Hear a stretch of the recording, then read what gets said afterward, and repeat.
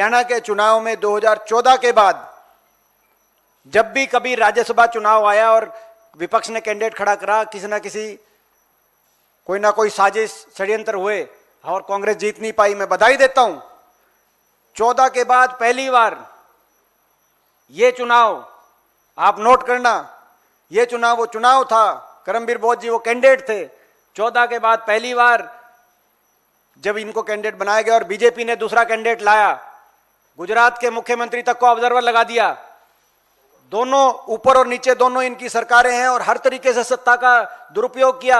जैसे मैंने कहा कि प्रलोभन, करोड़ों करोड़ों रुपए का प्रलोभन, उसकी हमारे को सारी रिपोर्ट, और प्रलोभन के साथ साथ अभी राजेंद्र पाल गौतम जी कह रहे थे कि जो ईडी सीबीआई और एजेंसियों का डर, बल्कि उल्टा डर उनको दिखा रहे हैं कि कईयों पे जिन पे मुकदमे थे हमारे विधायकों पर, कि भाई इन मुकदमों में आपको राहत दे देंगे, नहीं तो अंदर कर देंगे। इस तरह के भी वहां पे डर दिखाने का कार्य किया गया भाजपा द्वारा। आप अंदाजा लगाओ देश में लोकतंत्र का हाल है, लोकतंत्र क्या है।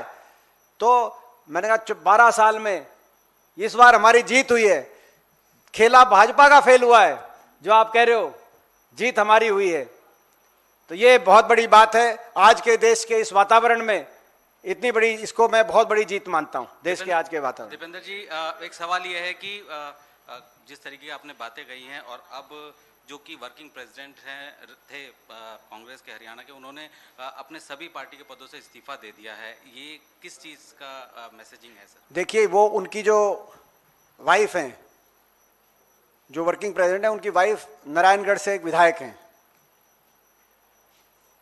और मैं समझता हूं कि सारी, क्योंकि नाम मैं अधिकृत तौर से नहीं ले रहा जिन 5 विधायकों ने, लेकिन आप समझ गए होंगे मेरा इशारा किस तरफ है। तो उसके उनकी कई आगे आने वाली कांग्रेस की कार्रवाई को देखते हुए हो सकता है कि मैं उसमें नाम अभी नहीं लेना चाह रहा, लेकिन जो है उनकी उनकी जो वाइफ हैं वो नारायणगढ़ से विधायक हैं, तो उससे जुड़ा हुआ विषय है। दिपेंद्र जी, इधर सवाल है। सवाल ये है कि इतना अच्छा बहुमत होने के बावजूद 37 की संख्या थी, 30 चाहिए था। हरियाणा कांग्रेस ने बहुत बाड़ेबंदी भी की, पहले से भी आप लोगों की तैयारी थी, पिछला अनुभव जो था उसको देखते हुए। बावजूद इसके ये जो खेला हुआ, इसमें सिर्फ विधायकों की ही भूमिका है या विधायकों को पैट्रोनेज देने वाले जो सीनियर लीडर्स हैं वो भी, मेरा सवाल पूरा हो जाने दीजिए, अकाउंटेबिलिटी उनकी भी है कि नहीं है? इसमें मैंने जैसे कहा कि जो विषय आज हमारा, जो भाजपा का खेला, हमने खेले को और षड्यंत्र को पूरी तरीके से फेल करने का काम किया जिन विधायकों ने और जिस कांग्रेस पार्टी ने, तो आज उसका हमें सारी बात विस्तृत तौर से आपके रखना, ये हमारा विषय है।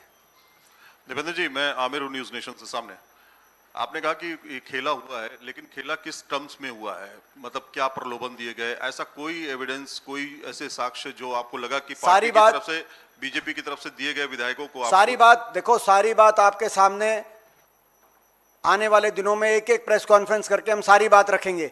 एक उदाहरण दूं मैं आपको, जो ये अपना अभी जो आदरणीय राजेंद्र गौतम जी ने एक बात कही शिमला वाली, शिमला में जब हम हिमाचल प्रदेश के अंदर हमारे विधायक गए तो कौन कौन बीजेपी का लीडर, कौन कौन सांसद भाजपा का केंद्र से शिमला के अंदर रुका हुआ था, कितने लोग रुके हुए थे, कहां कहां रुके हुए थे शिमला के अंदर। एकदम से भारतीय जनता पार्टी के शीर्ष सांसदों को, बड़े बड़े पदाधिकारियों को, देश के पदाधिकारी को क्या शिमला एकदम से याद आ गया? मैं केवल उदाहरण दे रहा हूं। आपने देखा कर्नाटक में हमारी पुलिस ने कार्रवाई की है, तो मगर मैं जिनका, जो मैंने बात कही है वो लोग समझ गए होंगे, जो लोग रुके हुए थे, क्या करने के लिए आए थे। ठीक है, इनके पास धन शक्ति है, ठीक है, इनके पास मीडिया शक्ति है, ठीक है, इनके पास तंत्र शक्ति है, ठीक है, इनके पास षड्यंत्र शक्ति है, लेकिन कांग्रेस पार्टी भी अपने विचार पे मजबूत, हमारी पार्टी, हम भी कमजोर नहीं है, और ये दिखा दिया हमने इस चुनाव में। Thank you. हमसे जुड़े रहने के लिए हमारे YouTube चैनल को सब्सक्राइब करें और नई वीडियो की नोटिफिकेशन के लिए बेल आइकॉन को दबाएं। अगर आप ये वीडियो Facebook पर देख रहे हैं तो लाइक जरूर करें और ज्यादा से ज्यादा शेयर करें। धन्यवाद।